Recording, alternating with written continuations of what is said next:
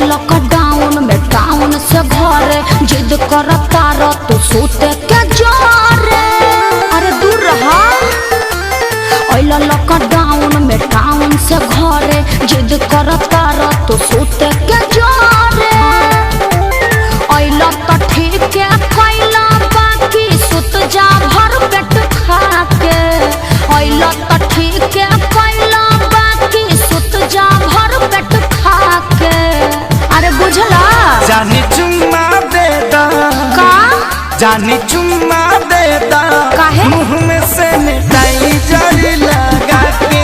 जानी चुम्मा देता मुँह में से मिठाई जड़ी लगा के। ओहो अरे दूर रहो।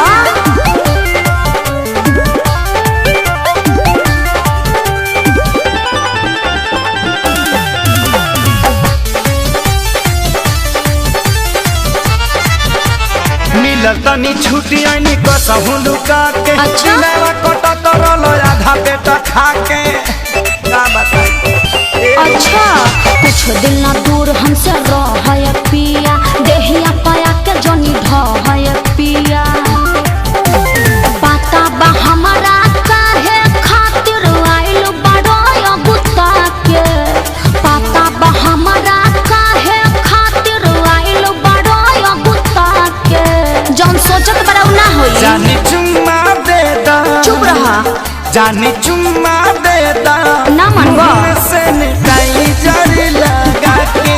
जानी चुम्मा देता मुँह में से मिठाई जड़ी लगा के। और जीत काहे पहले बड़ा।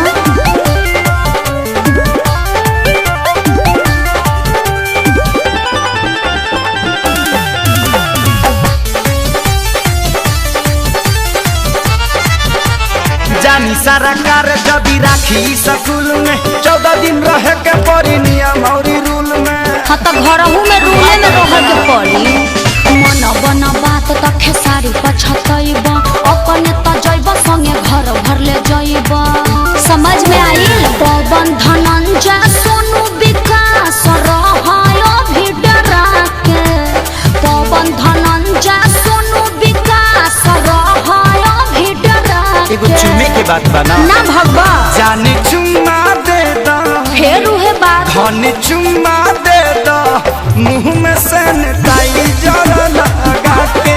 जानी चुम्मा देता मुँह में से मिठाई जड़ लगा के। लॉकडाउन में टाउन से घरे जिद करता रह तो सोते के जोरे। तो ठीक है कैला बाकी सुत जा भर पेट खा के। तो ठीक है कैला बाकी सुत जा भर पेट खा के। अरे बुझला जानी चुम्मा देता का जानी चुम्मा देता काहे मुँह में से मिठाई जड़ी लगा के।